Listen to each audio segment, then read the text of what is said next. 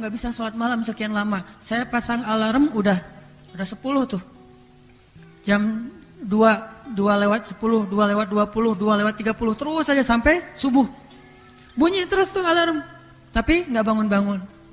Kalau bahasa kita mah ya.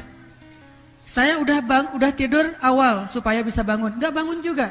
Saya udah siangnya tuh olahraga biar capek sehingga tidurnya nyenyak supaya bisa bangun. Nggak bangun juga. Kenapa ya? Ya Abul Hasan, kok saya nggak bisa bangun malam? Kenapa? Kata Abul Hasan, innaka rajulun qayyadatka dzunubuk. Kamu itu orang yang sudah diikat oleh dosa kamu. Jadi kalau nggak bisa bangun malam, dosa yang mengikat kita. Nggak bisa subuh, dosa yang mengikat kita. Kalau berkurang sedikit amal soleh yang sunnah dari yang biasa kita lakukan, dosa itu penyebabnya. Misalnya, sehari teman-teman tilawah 1 juz. Hari ini kurang dari target. Astagfirullahaladzim, pasti dosa. Kecuali 1 hari bacanya 1 ayat. Kurang dari target, dosa juga. Atau enggak baca Quran, apa targetnya? Makanya setiap kali berkurang, biasanya duha. Hari ini enggak duha. Biasanya qobliyah, hari ini enggak qobliyah.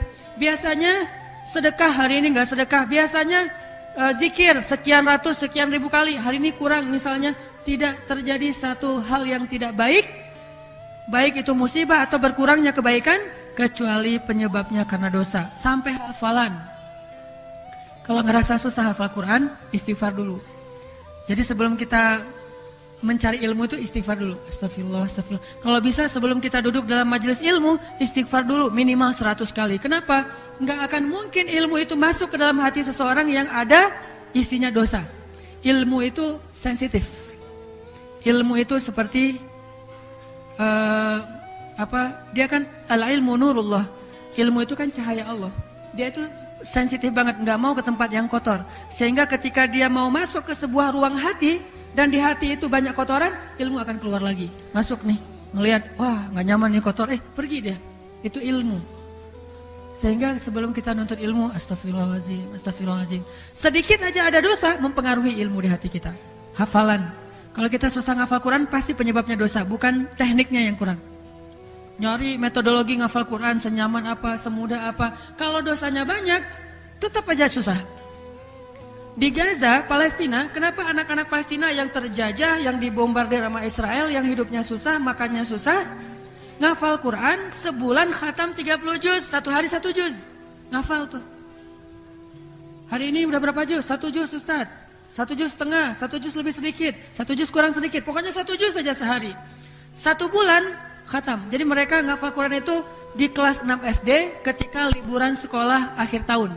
Itu waktu ngafal Qurannya anak-anak Gaza tuh. Pas sudah kelas 6 SD mau naik SMP, pas liburan akhir tahun sebulan mereka pakai ngafal Quran di masjid. Pulang-pulang sudah hafiz. Paling-paling datang ke masjid modalnya 1 juz, juz 30. Pulang udah 30 juz. Berapa cepat kita menghafal ayat-ayat Allah. Karena menghafal Al-Quran itu bukan pakai IQ. IQ itu yang kesekian. Nomor 1 adalah ketakwaan.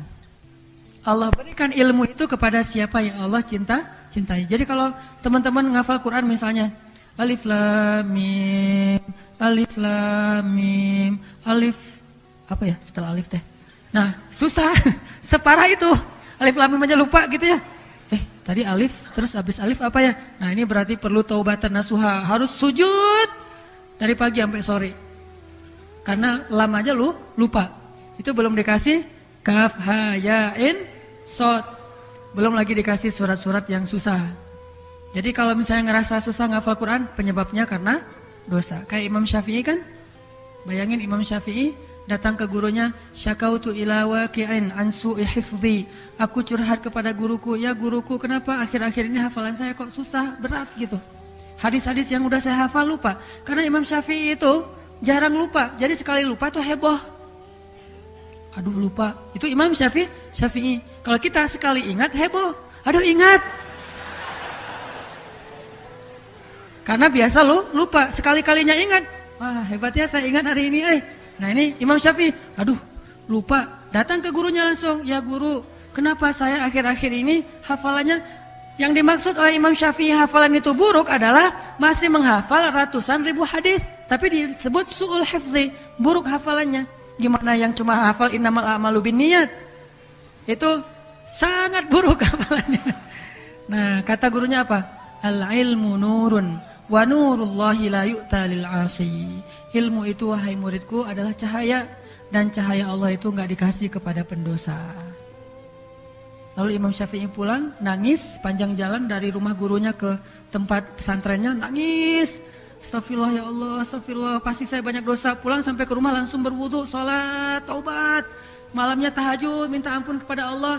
Lalu orang bertanya, apa dosamu wahai Syafi'i? Kata dia, kemarin saya nggak sengaja lagi di pasar, ada seorang ibu-ibu lewat, terus ada angin kencang, niup, dan kesingkap betisnya.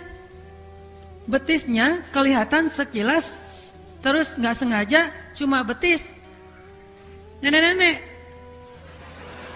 Tapi langsung berasa su'ul hif, buruk hafalannya. Gimana yang lebih dari betis? Sengaja ngepoin, bukan nenek-nenek. Lama pula, berkali-kali, klik lagi klik. Kumahata. Wah, memang nggak ada hafal. Kalau kita nggak ngerasa, nggak Ustadz, nggak ngaruh-ngaruh amat buat hafalan saya, karena nggak ngafal. Imam Syafi'i itu ngaruh karena beliau hafal, jadi tahu apa yang berkurang. Kita mau kurang apa, orang nggak ada isinya. Jadi sesuatu yang tidak ada isi tidak akan terasa kurangnya. Jadi orang yang imannya memuncak, begitu ada sedikit masalah tuh peka banget tuh. Astagfirullahaladzim. Buat kita karena imannya kosong, masalahnya banyak, biasa aja. Ah, saya mah yang kayak gitu-gitu udah nggak ngaruh. Nah, ini masalah nih. Kalau orang yang soleh nggak sengaja, astagfirullahaladzim, kan gitu ya, heboh sendiri ya. Ah, udah nggak usah lebay lah gitu aja, astagfirullahaladzim. Nih ya, lihat nih punya saya nih, lebih parah dari itu. Biasa aja, saya mah udah nggak ngaruh yang kayak gitu-gitu, udah biasa soalnya. Kenapa? Karena isi hatinya itu tidak sepenuh orang yang beriman. Jadi makin penuh kerasa kurangnya, makin nggak berisi, tidak tahu apa yang hilang. Makanya istighfar, dosa itu sangat tidak baik untuk kehidupan kita.